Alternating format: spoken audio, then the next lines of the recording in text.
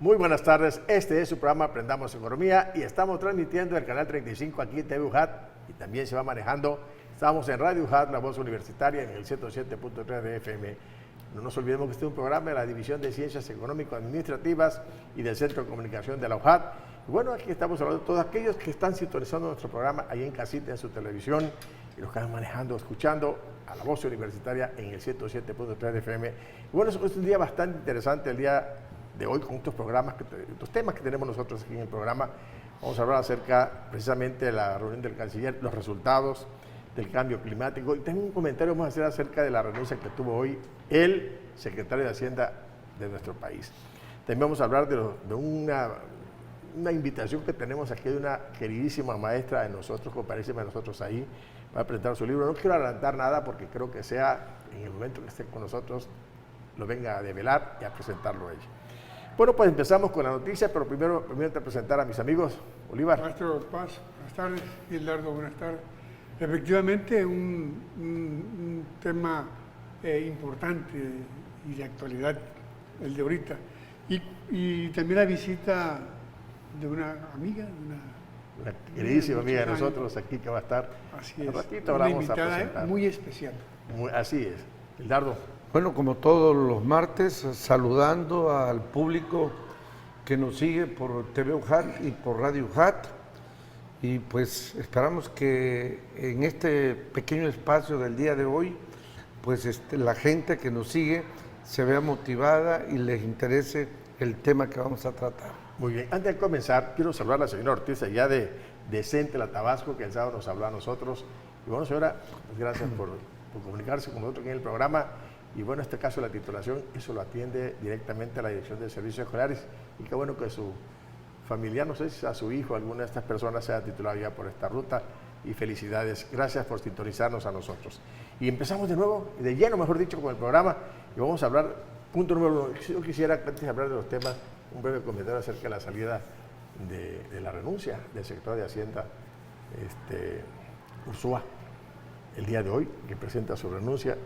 Habla los medios de comunicación de que hubo una caída de la bolsa, que se especuló con el dólar, y en fin, una serie de cosas. Brevemente me hace el comentario y nos vamos de lleno a tratar nuestros temas que tenemos de hoy. Bolívar. Sí, yo siento que, bueno, no nomás fue la de él, también la de Cierro, que tú Claro. Y ya anteriormente había habido otra. Creo que sí impacta, o sea, de hecho el dólar se fue un por ciento arriba y sobre todo crea expectativas que habrá que cubrirlas. Yo creo que sí, yo es una de la gente que no aguantó la caminata de los 6 años, no quiso hacer historia, como dice el presidente de la República, y así como él se va a ir quedando otros en el camino, por sus diferentes razones, quizá por las presiones que se sienten ahí, por las cosas que se dicen y hacen, y bueno, todo es aguantar en el sector público, los que de alguna manera hemos colaborado en el sector público y hemos terminado y hemos aguantado presiones muy fuertes y terminamos, porque son intereses que se mueven ahí, y esa es la gran verdad. Gildardo. Bueno, mira, yo creo que esta renuncia es un proceso normal. Claro. Y más que normal cuando se inicia una administración con un enfoque totalmente diferente a cómo se venía manejando las políticas económicas, pues es lógico que alguien que llega a una posición tan importante como es la Secretaría de Hacienda, que juega un papel muy, pero clave en el manejo de estas políticas, bueno, se sienta totalmente rebasado en el sentido de no entender este cambio que el nuevo gobierno quiere hacer. Miren, este señor cuando el presidente estuvo en el gobierno del Distrito Federal, ya fue también secretario de Finanzas. Sí, pero no duró sustituyó también. al que se iba ya a Las Vegas. a Las Vegas, Nevada, a jugar cartas. A echar su pasatiempo. Ajá. Sí. No aguantó la presión tampoco. Tampoco se salió. Sí. Entonces a mí me llama mucho la atención con un antecedente de una persona que a nivel de jefatura de la Ciudad de México, donde las decisiones están muy acotadas, lo vuelven a Y en un puesto importante. pues sí, ya a nivel nacional, donde se define la política de un país, bueno, hasta mucho aguantó. Sí. Mucho aguantó porque hay relaciones con la cúpula, hay que decirlo, financiera, industrial de este país, y no nada más a nivel nacional, sino a nivel internacional. Entonces yo creo que la política económica que se trata de ejecutar o de aplicar en este nuevo gobierno, pues significa rupturas Con muchos grupos. con muchos grupos, y bueno, él representaba, creo yo, no los intereses de la Cuarta Transformación, sino los intereses de los grupos anteriores, y eso es A lo mejor fue un compromiso. sencillito. ¿Y te acuerdas la vez pasada cuando el que se adelantó, que fue a un previo encuentro con los de finanzas en G20 en Osaka, en Japón? Lo tocamos en nuestro programa pasado anterior, en donde él fue el que dice, bueno, yo acordé con nuestro secretario de Finanzas, Herrera, que va a ser el secretario de Hacienda. No, ya es. Ya es secretario de Hacienda. Acordé con nuestros secretarios de Finanzas allá y me preguntaron de todo, de la caravana, menos del crecimiento de la economía ni de Pepe, y me hablaron de otras cosas más importantes. Yo creo que por ahí está el asunto, ¿no? Por ahí ya lo estaba perfilando. Yo creo que no es tan simple esto. O sea, sí pega, o sea, va a pegarle, sobre todo por la política económica a la cual estábamos Acostumbrados. íbamos ahí. Y además, a lo mejor puede ser un compromiso que tuvo el presidente con algún grupo de los que cuando llegan al poder, ustedes saben muy bien, ya hay que dejar claro ese concepto de que le pega. ¿A quién le pega? A nadie. Yo creo que esto no es un concepto de box, de gancho al hígado o llave a la quijada. ¿No? Yo creo que definitivamente tiene que reajustarse el gabinete en función a los intereses del nuevo gobierno. Además, cuando hace su informe, Andrés, el presidente, le dice que iba a haber movimientos, decían los que están de la prensa, que después del informe, pues sí que hay unos movimientos, unos ajustes del gabinete. Ya subió el primero y van a haber otros. No, o sea, ya Y obviamente el escándalo pasado, en el pasado han habido varios, Claro. que no terminen el año, Claro. ¿no? Aquí El escándalo es porque el secretario de Hacienda, hombre. Okay. Y le dan para que la prensa diga lo que tenga que decir. Y da los elementos para que sea así. Y va a ser así siempre, ¿no? De rato se va el de gobernación y van a decir también lo mismo. Bueno. No se les olvide que las políticas neoliberales se siguen usando en el país. Definitivamente. El presidente, con todo el equipo y con toda una estrategia, va a tratar de ir eliminando poco a poco cada una de ellas. Yo creo que es un camino muy difícil y necesita tener un equipo que crea realmente en este cambio. ¿Sí? Y que aguante las presiones. Y que aguanten las presiones, así de sencillo. Tú has trabajado en el sector público, tú también. Yo no he trabajado, pero, siempre me ha mantenido mi como mujer. tu mujer. Siempre me mantiene mi mujer. Tu mujer. Gracias a ella. Gracias. Bueno, oye, vamos a hablar del trabajo del canciller, que también vale la pena comentar esa visita que hizo a China. Y ahí hablamos, yo leía un parte que manda él ahí de 10 puntos muy interesantes que acordaron, por ejemplo, obviamente él trabajó con el ministro de Relaciones Exteriores allá de China, Wang Yi se llama él, y entre las cosas que acordaron, para una hoja de ruta para los próximos 5 años de las acciones encaminadas a esas relaciones económicas que hay entre México y China, y además una invitación que le hacen para que venga a México, me imagino que Xi Jinping, ¿cómo se llama? El presidente de China, y trabajar los retos globales. Conversaron sobre los temas nacionales de la CELAC, muchos puntos que trataron ahí, pero me llama la atención para que una reunión del grupo alto nivel empresarial como el grupo de entre las secretarías y la invitación que hay para la feria de importaciones en Shanghái en noviembre. Invitan a los empresarios mexicanos y al gobierno mexicano. Decía Bolívar. Sí, esto no es nuevo, ya lo habíamos platicado la vez Ajá. pasada, que Pero ya son los desde que acuerdos. estaba en campaña, Claro. ya había habido esa relación. esa relación que está allí. Lo que yo creo que palma aquí esto es el anuncio de Estados Unidos otra vez de volver a los aranceles A darnos un pequeño lleguecito. permíteme, a 20 días de que iba a derogar el anterior con Canadá. Ajá. Entonces sí creo que esto, de una vez por todas, Ajá. pienso yo, es la oportunidad. De unirse a los Sí, ya es la chinos. oportunidad de que ya mirar a otra parte. Un acuerdo comercial con China. Ok. Yo pienso que sí, y además esa invitación que hace, yo creo que Donald Trump con las amenazas que hace ahora de 30, no sé cuánto por ciento le pretende grabar al acero porque dice que el acero mexicano es subsidiado. El programa pasado hablábamos de la industria siderúrgica Sí. y se exporta una cantidad y se importa otra cantidad. Entonces yo creo que tiene que voltearse a ver ese tema. Y en aparte caso- que ya amenaza con las redadas a los inmigrantes. masivamente va. Sí, ya empieza. De verdad digo, me voy a vivir a Estados Unidos para defender a... Digo, de verdad, no, que va para allá ¿no? a moverse. O Decía sea, Gildardo el tema de Bueno, no canciller. es tan sencilla nuestra... La México relación. de por sí, con nuestra relación con China es nueva, vamos a llamarla. Sin embargo, juega un papel muy importante, ocupa un tercer lugar en nuestras relaciones comerciales.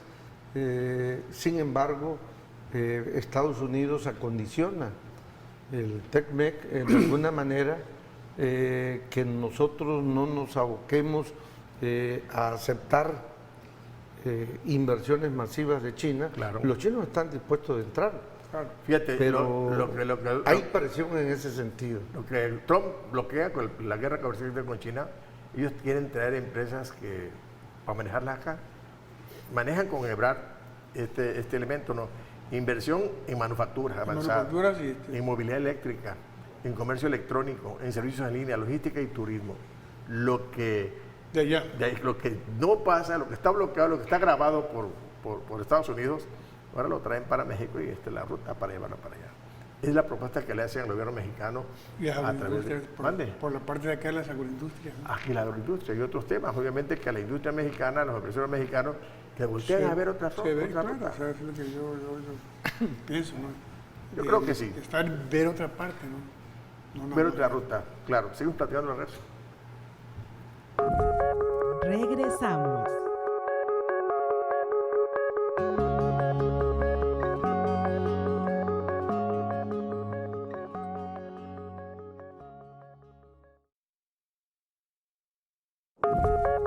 Continuamos.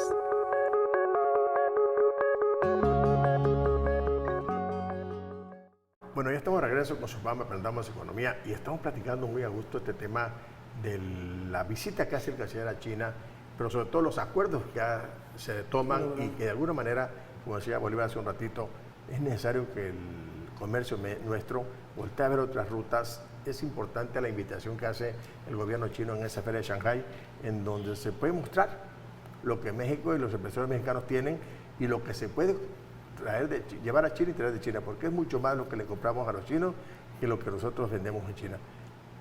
Gildardo. Bueno, yo creo que, mira, nuestra relación con China no podemos delimitarla nada más a un aspecto comercial. Claro. Que por cierto tenemos más de 75 mil millones de dólares de déficit con nuestra balanza china. Somos a nivel de América Latina el principal país con Principal presencia, socio comercial. con los chinos. Pero además tenemos una gama de oportunidades a nivel potencial fabulosamente. Estaba yo revisando, por ejemplo, en el aspecto de turismo, en el mundo asiático, los chinos juegan un papel muy importante en el aspecto de viajes. Entonces, México podría ser el principal país de América Latina que capte a este turismo asiático. Y hay una diversidad ya de inversiones, de acercamiento, vamos a llamarle. El gran problema aquí es que se pone en medio el tío Sam. Claro. Y el tío Sam, por ninguna razón, quiere aceptar O va a que aceptar. México Que China lo ha coquetee rebasado, que con China los lo ha chinos, rebasado y que coquetee que China con coquetee México. con los chinos, ¿no? Nada más quiere con... Y, que y sea tiene con a China él. amenazado para que no se extienda como la economía número 2 del mundo, ¿no? Pero mucho comercializa con ellos. Ya ves el caso de los teléfonos del Huawei, Al final de cuentas, la tiene amenaza ahí rebasado. quedó en amenaza, ¿no? No, pero yo Creo que la actitud de Marcelo Ebrard fue excelente, creo yo que fina el tratado, hizo bien su papel. muy bien determinado, y yo creo que habrá muchos éxitos, Qué mucho bueno. éxito aquí. Pues por ahí va este asunto. Y otro detalle que yo sí quiero que no quedamos afuera es la parte del cambio climático. Es un asunto que se tocó en el G20, el cambio climático. Y obviamente, de todo lo que se dijo, por ejemplo, Japón quiso tocar el tema de la cuestión de los plásticos que están en los océanos. Y creo que hay como 5 islas de puro plástico en los océanos. Entonces Japón preocupado por esa parte porque es un archipiélago Japón lleno de islas, de puras islas, mejor dicho. Y naturalmente que está preocupado por el tema. Y lo otro es la parte que México tiene en esa invitación que tiene para el cambio climático. Y hay algunos puntos que me atreví a encontrar en el caso de México. Ha elaborado inventarios de emisiones base a la Comunicación Nacional del Cambio Climático. Ha presentado 3 comunicaciones nacionales publicadas en 2009. Elaborado la Estrategia Nacional de Cambio Climático, que definió las bases para impulsar la reducción de nuevas emisiones aquí en México. Ha desarrollado como 4 proyectos para prevenir, para minimizar, medidas para poder reducir el cambio climático, mejorar la eficiencia energética, un proyecto que ellos tienen utilizando nuevas energías, ¿no? Como es el aire, el agua, el sol, ¿Cómo le llaman? Energías renovables, ¿no? limpias. Y reducir las emisiones de estos contaminantes de los rellenos sanitarios. Y ha hecho muchas cosas. Él tiene como el gobierno mexicano que para el 2050 reducir, dicen, es una de las metas, al 50% las emisiones que hay en el cambio. O sea, busca reforestar, como el proyecto que tiene el presidente actual, el Sembrando Vida, reforestar las serranías y las costas del país. Ha hecho muchos estudios para apoyar el cambio climático y está tratando el gobierno mexicano de que a nivel mundial se actúe decididamente para atender este problema del cambio climático. Resumí así brevemente lo que el gobierno mexicano ha hecho. No se ha quedado atrás, porque también somos parte, todos los habitantes de este planeta somos quienes responsables o corresponsables de la situación del cambio climático. Decía Bolívar. Sí, que aparte del acuerdo pues, de París, ¿no? Que casi nadie le hizo caso a esta reunión, pero efectivamente bueno, los granitos que pueden ir abortándose. Y otra es también el cambio de cultura, Claro. ¿sí? Por generación, o sea, generacionalmente habrá que promocionar ese cambio. Somos más de casi 9.000 millones de seres en este planeta, censados. Y todos de alguna manera aportamos. Una de las medidas que decían, los que han hablado sobre esto, es reducir, ¿sabías? Plástico. El consumo de carne de res. Dicen que las reses son las que más contaminan el ambiente, las que más gas de este contaminante Este contaminante de carbono. generan en el planeta. Entonces, una de las medidas, me sorprendió cuando vi que proponían los que tienen este asunto del cambio climático, reducir el consumo de carne de res. Mire, yo creo que esta problemática del cambio climático, que no es una cosa teórica, especulativa, es un hecho real. Así es. Ya está. Ya llegó, ya nos está dando avisos.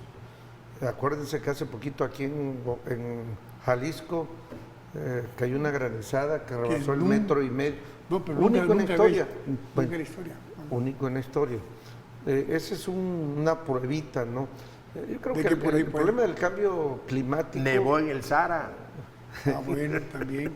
Miren, es un problema que creo yo en lo personal que no ha habido la difusión o el manejo de de ir definiendo la importancia o la gravedad de este asunto. Sí. Ahorita damos en las escuelas a nivel superior cultura ambiental, pero ecodesarrollo, todas las materias lo llevan, desde que los niños empiezan la preprimaria. Pero cuando llegas adulto se te olvida todo lo que tienes en la escuela. Haces el desorden, tiras basura, las latas, todo. Y eso es sencillo. Yo creo que la actitud que tomó Donald Trump cuando llegó a la presidencia de Estados Unidos lo explica todo.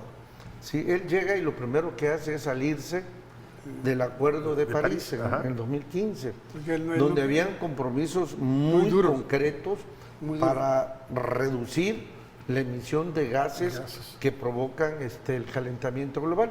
Le valió, le dijo que para él era más importante la industria en una dinámica, la economía de Estados Unidos, donde todos los controles que habían, que supuestamente eran etiquetados como de los grandes emisores de gas. No, de manejo climático, que no se permitían permisos y todo esto. Liberó, y su objetivo de él era conseguir 5 millones de empleos al año, ¿sí? Y le valía lo que fuera el cambio climático. Yo creo que es que ellos no contaminaban. No, es el país más contaminado. Por eso, era la... Mira en la pantalla todo lo que está ahí. El problema se centra y es muy sencillo. Mientras no se reflexione en el aspecto económico, el sentido de que la economía, la industria genera desde el punto de vista humano, enfoca, ayuda al problema del calentamiento global, pues no vamos a llegar a resultados positivos. De por sí, por la propia naturaleza del planeta Tierra, hay un proceso natural de calentamiento. Si no se hiciera ese proceso natural de calentamiento, no existiría vida. El promedio de temperatura sería 18 grados bajo cero. Fuéramos un planeta congelado. Bueno, el planeta Tierra crea un mecanismo para generar ese calor al interior en las combinaciones con la atmósfera, para que los rayos solares, las erupciones volcánicas y una diversidad de procesos naturales. Hemos dado una clase, una clase de ahorita. Llueve donde no llovía, tiembla donde no temblaba. O sea, es un descontrol eso, ¿no? Entonces, si no hay conciencia, pues esa conciencia tiene que ser como una cultura, en la cual los niños ya cultura ambiental. Así es. Por ejemplo, en Japón los niños tienen ya una costumbre desde que nacieron. También nosotros cuando damos clases en el kinder, en la primaria, en la prepa, cuando llegamos adultos, rompemos con todo lo que aprendimos en la universidad, en la escuela, perdón. El hecho es de que tenemos que actuar de alguna manera. Yo encontré, alguien sugiere 6 puntos de acción contra el cambio climático. Una dice, reduce emisiones, menos coche. Pero nosotros queremos estar en coche. ¿Duerme sin clima? Ahorra energía. Con los electrodomésticos, que los mejores, más eficientes. Dice, pon en práctica 3 R: reduce, reutiliza y recicla. La otra, la dieta baja en carbono, consume menos carnes de res. Bueno, dicen ellos así. La otra es, actúa contra la pérdida de los bosques, lo que están, evitar los incendios y reforestar las que están haciendo. Y exige a los gobiernos que se tomen medidas hacia una vida más sostenible en el ambiente, manejar de mejor manera el ambiente. Lo que sucede es que no hemos visto el cambio climático como un elemento eminentemente humano. Está por encima, como lo dijiste muy bien hace un rato, por encima de la industria, por encima de los negocios, por encima de todo. Pero cuando veamos el cambio climático que afecta realmente a la humanidad, cuando el ser humano vea que se está él autodestruyendo, entonces es cuando va a tener que voltear a ver y reorientar su situación de producción. Por ejemplo, hay gente que dice Gildardo, que nunca antes ahí había granizado. Caramba, el Sara nevó. Y de repente se amanecieron, pero con una capa. ¿Te explica? Sí. Yo creo que este tema, desde la década de los 80, a finales de los 80, desde el siglo XIX se empezó a tocar este tema. Se genera una obra una ex primer ministro de Suecia, creo, o sueca. Se me va porque el alemán No lo domina mucho. domina mucho. Cuando generan un trabajo, nuestro famoso trabajo, nuestro futuro, ¿qué? Común, o ¿cómo le llamaban? Ajá, Sí, sí. que de alguna manera hay una diversidad de investigadores que participan en este proceso y ven todas las contradicciones que esta sociedad, la sociedad de mercado, es depredadora, en los recursos naturales. Y Claro. curiosamente, el éxito de esta sociedad es que entre más acumula, más exitoso eres. Muy bien. Pero entre más acumula, más daño le haces al planeta. Pues así es el Tierra. cambio climático, así, y seguirá hasta que tengamos conciencia humana para el cambio de este tema, ¿te parece? O hasta que ya no O hasta que podamos. podamos. Uy, la Regresamos. especie humana. Regresamos. Regresamos.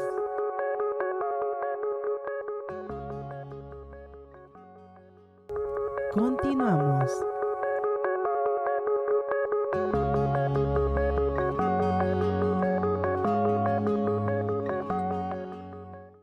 Bueno, ya estamos de regreso y estamos aquí presentándoles a ustedes a una queridísima maestra de nosotros, amiga, profesora, amiga de este programa y de todos los que estamos aquí, la doctora Beatriz Pérez Sánchez. Tiene un currículum, me trajo un ensayo de su currículum, pero realmente va a resumirlo para que aprovechemos el tiempo en esto. Aparte que es licenciada en Economía, maestra en Ciencias Políticas, doctora en Economía, ha tenido muchas cosas que hacer en su vida profesional, pero me llevo a dos cosas, simple y llanamente.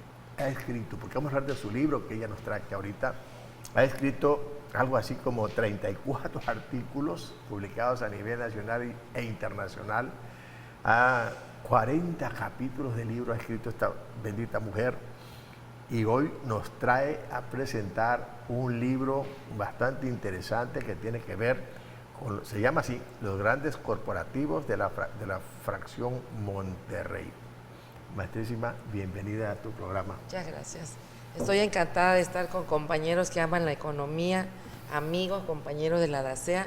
Estoy a sus órdenes. Muchas gracias. Fíjate que yo revisé tu libro y encontré que está estructurado en 5 grandes ejes. 1, la empresa en las ciencias sociales, el contexto de la economía mexicana, orígenes históricos de los grandes corporativos de la fracción Monterrey, los grandes corporativos de la fracción Monterrey y las élites empresariales de la fracción Monterrey. Reviso tu libro, se me hace bastante interesante. Libros, yo me temo comentar un poco más, centra su análisis de cómo se fue formando este grupo, que se hace importante en la economía mexicana y el poder que ostenta en estos momentos en la industria, en la economía, en la política, en esas esferas importantes. Bueno, doctora, háblanos de tu libro, por favor. Gracias. Bueno, primeramente tengo que reconocer a los patrocinadores, ¿verdad? La beca que me dio la UNAM para hacer mis estudios de doctorado, este trabajo me llevó 4 años, luego concursé en el PRODEP y gané, y entonces mi trabajo pude ampliarlo a un periodo más de 5 años. Mi estudio se centra de 1982 al 2010. Y bueno, gracias también a la Universidad Juárez Autónoma de Tabasco, mi centro de trabajo, que publicó mi libro de manera digital, bueno, ante la falta de recursos para hacerlo en imprenta, claro, editorial, ¿verdad?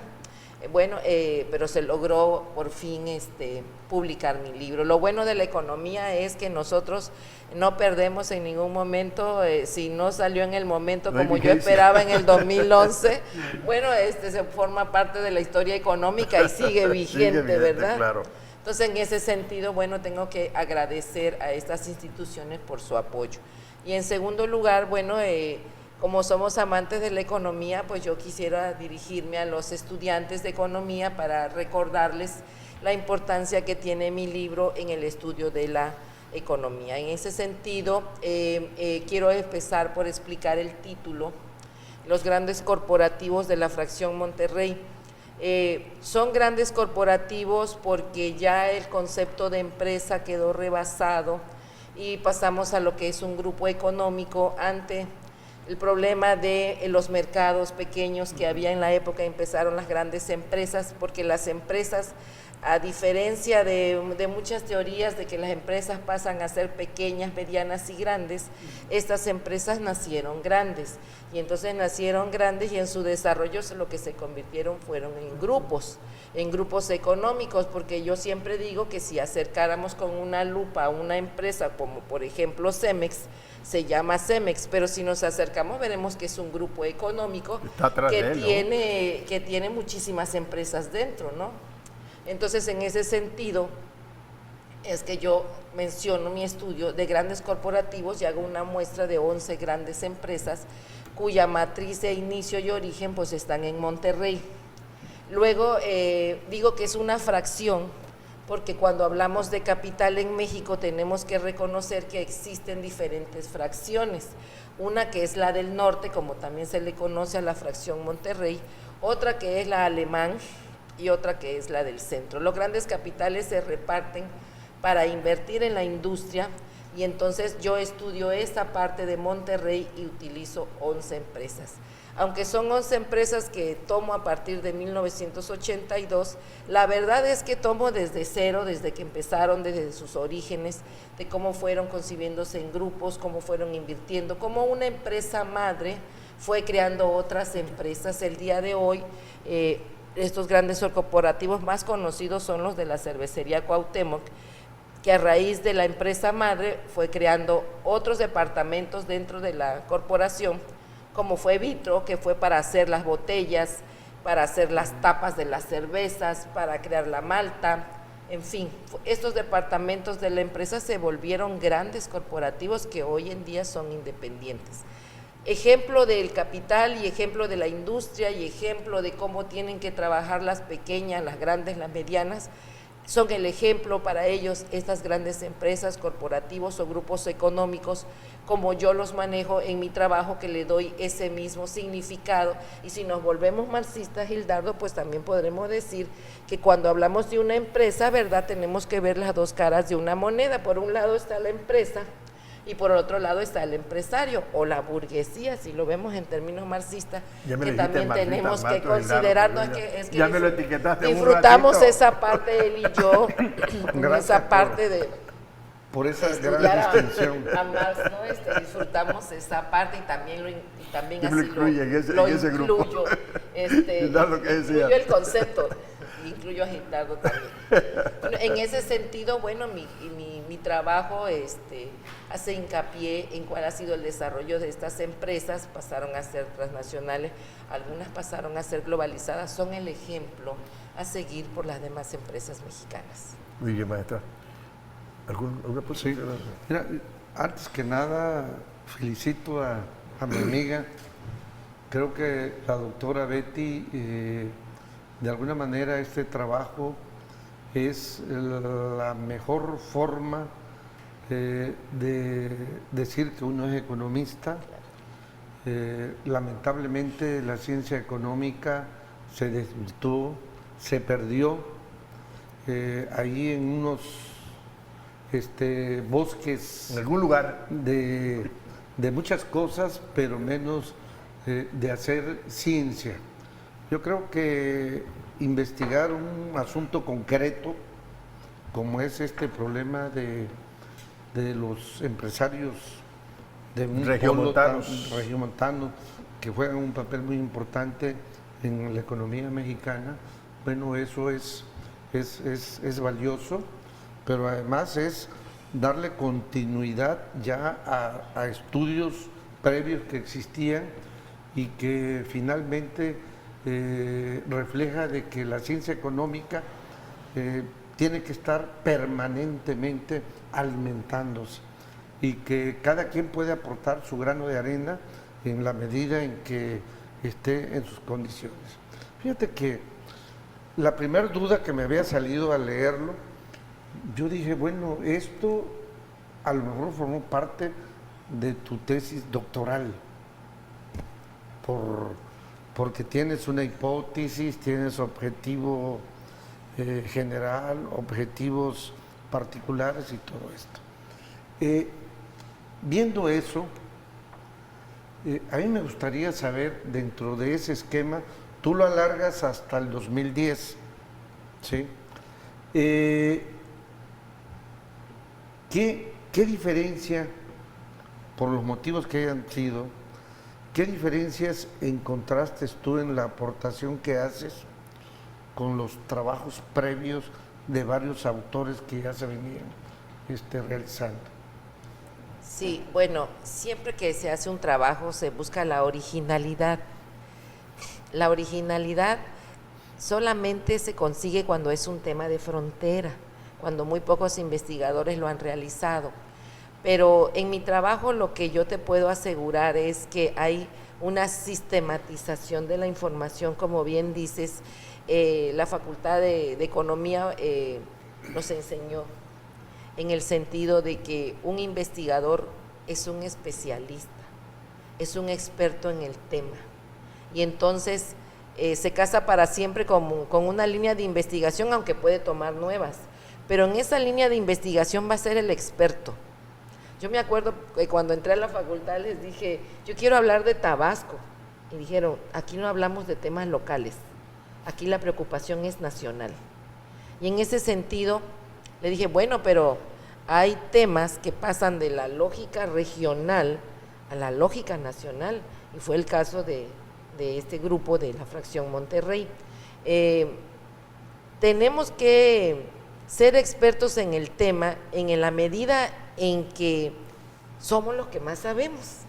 Y como los grupos económicos es un fenómeno, es un resultado del capitalismo tardío y de este México latinoamericano tardío, el problema de la inversión, de los capitales, entonces son un ejemplo para América Latina. Y también tomé, cosa que ya no manejo en mi trabajo porque tiene que tener una fecha de término, pero también revisé todos aquellos grupos económicos que van en la misma circunstancia, por ejemplo en Argentina y en Chile, que ya no los incluí porque ya era un modelo más comparativo, pero ese es el fenómeno que se repite. Entonces, es un tema de frontera, en tanto muchos investigadores alguna vez tocan el tema y se van a otros temas.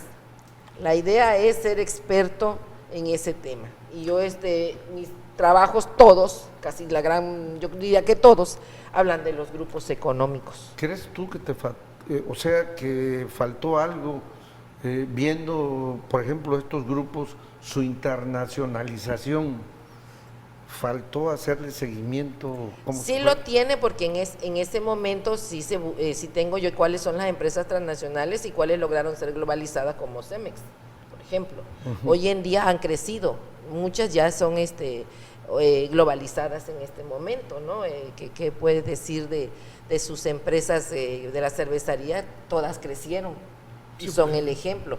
Además, estaba comentando hace rato que en términos de lo que ustedes hablaban de la cuestión ambiental y la responsabilidad social en el anterior bloque, bueno, estos empresarios fueron muy visionarios, le dieron a sus trabajadores la seguridad social, la salud, mucho antes que naciera el seguro social. Fíjate.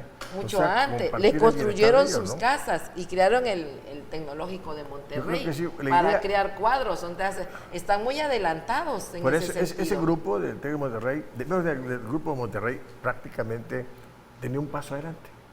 Pero regresando, señor Platero, tu libro, ¿te parece? Regresamos.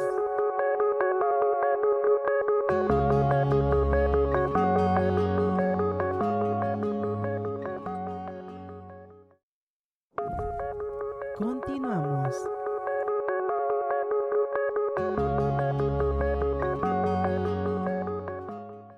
Bueno, seguimos platicando con la doctora Beatriz Pérez Sánchez de su libro,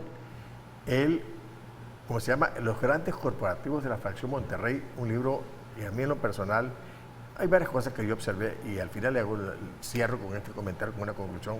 El caso me llamó mucho la atención a mí, el contexto de la economía, el punto 2, el eje 2 que le llamo yo, el contexto de la economía mexicana, hace un análisis del enfoque de la economía a partir de la Segunda Guerra Mundial, toca los modelos de sustitución de importación, el famoso estructuralista, hasta el modelo neoliberal, relata la crisis económica de todo lo que experimentó ese grupo hasta los años 60 y que se hace fuerte este grupo y ocasiona la creación de ese grupo debido a la crisis que se genera. A mí me llama la atención este punto y en lo personal me pareció como un planteamiento de la economía mexicana muy interesante, así como la abordas, pero me gustaría que el maestro Bolívar te hiciera algún comentario sobre este tema. Pues sí, yo más que nada felicitar a mi compañera, la doctora Gracias. Pérez. Efectivamente me recordó mi época en la Facultad de Economía. La ciudad de Monterrey, precisamente.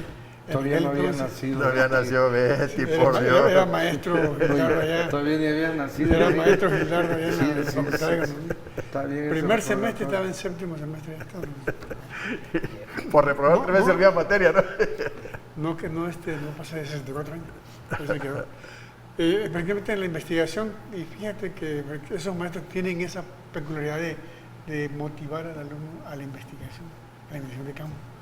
Y precisamente en Monterrey, hablando pues en aquel entonces, en los 1976, 78, del grado de desarrollo de Monterrey del capitalismo, empezando esa parte. Pero también veíamos una cortina, pues, porque también es cierto, se desarrollaba el capitalismo, pero había una cortina de pobreza. Habían como 3 colonias de la miseria. Pobres.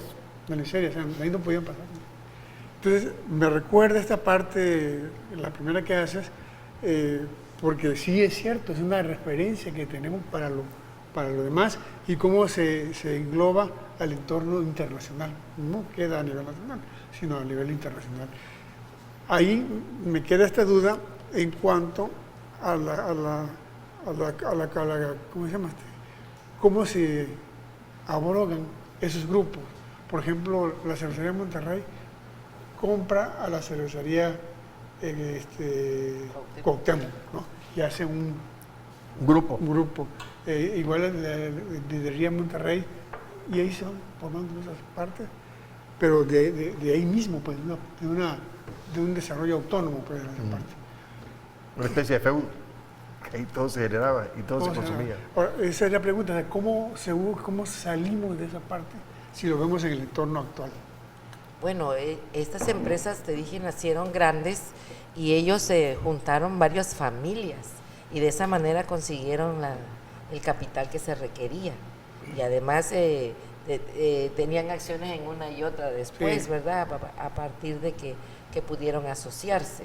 Entonces, el problema de los bancos pues siempre estuvo presente, pero habría que ir más atrás a la acumulación originaria que permitió el general Bernardo Reyes, en que, bueno, hubieron varias condiciones, ¿no? Ya lo sabemos, las tierras que le quitaron a los indios, Y todo la eso. cercanía con Estados Unidos, las grandes inversiones que apoyó La misma Bernardo condición misma de Reyes, Monterrey. la excepción de impuestos, les permitió acumular. Primero tuvieron otras actividades que son agrícolas, la ganadería, etcétera. Entonces pudieron acumular y luego se juntaron los dineros de todas esas familias y así nacieron como grandes empresas. Y cuando tuvieron que traer, por ejemplo, el gas de Estados Unidos, todos los grupos, no solamente los que tenían las mismas empresas, sino otras empresas se asociaron y para adelante. Claro, Entonces sí, tuvieron la inversiones mecánica y todo eso.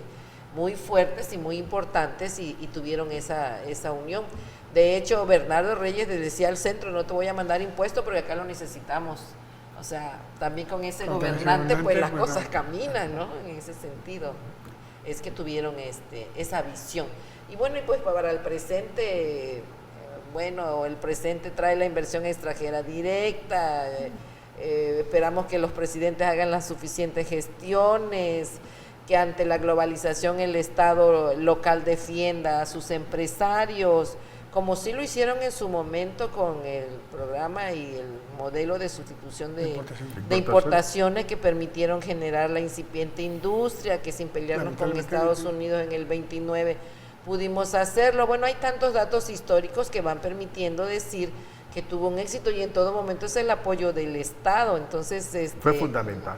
es fundamental, ¿no? Porque esos grupos sobrevivieron a raíz de que el gobierno le daba hasta dólares con otro precio, le apoyaba en las importaciones, tuvo siempre el cobijo del gobierno con la cuestión de una industria protegida de alguna manera, ¿no? Y encontraron. Proteccionista. Y primero fueron las inversiones industriales y después fue la urbanización, cosa contraria que pasa en cualquier parte del país. Primero es la urbanización y después la industria. Acá ellos gestaron al revés, primero se industrializaron y después crearon la urbanización. Decía Gildardo. Fíjate que un esquema que veo metodológico que usas mucho es la palabra centralización. Y te olvidas un poco de la concentración. Para que haya centralización tiene que haber primero concentración. Sin embargo, en este ámbito, Bolívar lo sabe muy bien porque él fue fue mi maestro de economía política con Niquitín. Sí. La centralización. Pero es más claro en ese punto. Por eso sí. Niquitín. La centralización es que hace rato decía qué va a pasar con las fusiones. Las fusiones de empresas es parte de este concepto que se llama centralización de capital. En el proceso de acumulación se da dos vertientes, concentración y centralización. Entonces, la centralización es algo normal. Cada vez que se desarrolla el capitalismo, lo vamos a ver con más presencia, porque es parte de su lógica. Yo quisiera, antes de que termine el programa, tu estudio termina hasta el 2010, vamos en el 2019. ¿Qué crees tú que ha pasado del 2010 a la fecha cuando hay un personaje muy importante de apellido Romo en el actual gobierno federal? ¿Qué crees tú que...? Bueno, primero que te tengo que contestar que esa ya es otra investigación y que te invito a que tú la hagas, porque esta me llevó 6 años y quieres que en un comentario me aviente 9 años. 9 años. Está difícil. Pero el impulso, está difícil porque el impulso que trae, yo no he hecho nada de eso. En este momento, habría que revisar. Hablabas de centralización y concentración del capital. Yo manejo las dos cuestiones porque hay una centralización y una concentración del capital tremenda, porque son esos grupos y solo esos grupos los que se llevan todas las ganancias. Entonces, en ese sentido, pues yo sí lo utilizo. Ahorita yo estoy estudiando las grandes tiendas departamentales, los supermercados, las tiendas especializadas, y el fenómeno, como bien dices, de la fusión está presente. Precisamente estaba hablando de que en este momento, por ejemplo, con la globalización se toman otras estrategias. Ahí está la Heineken, si a eso te va a contestar un poco lo moderno, compró la cervecería Cuauhtémoc Moctezuma, porque dice, tengo todo ya en el mundo, ya tengo los mercados, y entonces dice el de la cervecería, bueno, y yo ya tuve bastante tiempo todo el mercado, te la vendo, pero eso sí, déjame vender a mí las cervezas en los Oxxo, y los Oxxo están creciendo de manera espectacular en Centroamérica. Entonces, son estrategias, que se utilizan no solamente de fusión, sino de venta, y una reingeniería que se está dando en todas las empresas. Sí. En ese sentido, bueno, de la política, hoy no vengo a hablar. Hoy viene a hablar de tu libro. Es que la economía es economía política. Sí, pero cuando ya salga mi libro de los partidos políticos, ahí sí vamos a hablar de política, que va a salir el próximo año. Fíjate que vamos a la recta final del programa y la verdad que está interesante este tema de tu libro. Sí lo leí. Gracias. Y hay una cosa que me llama la atención, sí, porque para hablar con esto hay que leerlo, si no, ¿de qué te enteras? No, pues además es Fíjate bastante que yo, largo. Hay un libro, es una parte del libro, yo a esta conclusión llego, de que lo veo como un documento con información y datos para consulta, que pueda apoyar la investigación y tareas de nuestros alumnos, porque pueden consultar para eso. O cualquier persona que quiera documentarse sobre este tema, cómo se forman los grupos, que lo maneja muy bien toda esta parte, va hilvanando todo, diciendo cómo se van formando estos grupos empresariales. Obviamente tiene como ejemplo al Grupo Monterrey.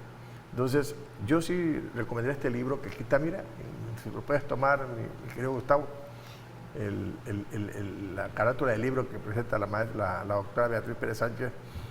Este libro que está aquí aquí frente a nosotros. Nuestra digital, pues ya no hay que consumir papel, porque es un árbol que conservamos nosotros. Sí, es un árbol. Entonces, un libro que es interesante de consulta, inclusive, porque yo sí lo recomendaría, pero obviamente no lo podemos comprar ahorita aquí en papel. ¿Cómo podemos conseguir ese libro, maestra, para los alumnos, el que quiera también conservarlo? Pues es gratis, la UJAT nos lo regala. Entremos a la página de la UJAT y entremos a difusión y luego vemos catálogo de publicaciones científicas UJAT y ahí lo pueden bajar. Está muy largo el link, mira, aquí lo puedo está poner. súper largo, A pero ver si con lo pueden entrar a captar. catálogo de publicaciones UJAT, ahí aparecen los últimos libros. Ahí Con está la liga. catálogo. Ahí está pero es muy larga, pero con que entren a catálogo de publicaciones científicas UJAT, ahí lo encuentran y lo pueden descargar. No les va a costar nada. Vayamos cerrando tus Sí, comentarios finales sobre este tema de Te la comentaba, maestra. Betty, y no pensaste en el colegio donde preside nuestro amigo Gildardo. Bueno, es que la primicia de la presentación de mi libro se las di a ustedes, mis Lo amigos, agradezco. pero lo voy a presentar en varias partes. Al colegio lo voy a presentar. Pues te lo dejo, maestra. Si Baños lo Claro, considera, también lo La voy a verdad. presentar con mi grupo de investigación en la Semana de Muy Economía bien, de Nuevo Compás. muy O bien. sea, esta es la primicia, aquí lo estoy Y la presentando. verdad te agradezco que ha mis venido con amigos. nosotros aquí al programa y cuando tengas otro libro también lo vamos a presentar aquí. Te agradecemos infinitamente tu presencia. gracias a ustedes que por nos sus sintonizan comentarios. allá en casita y que nos ven martes, los maestros Carlos que está en máster, Claudia, Gustavo en el audio y Gustavo en la cámara. Y usted que nos sintoniza en su casa, muchas gracias y nos vemos el próximo martes. Hasta pronto.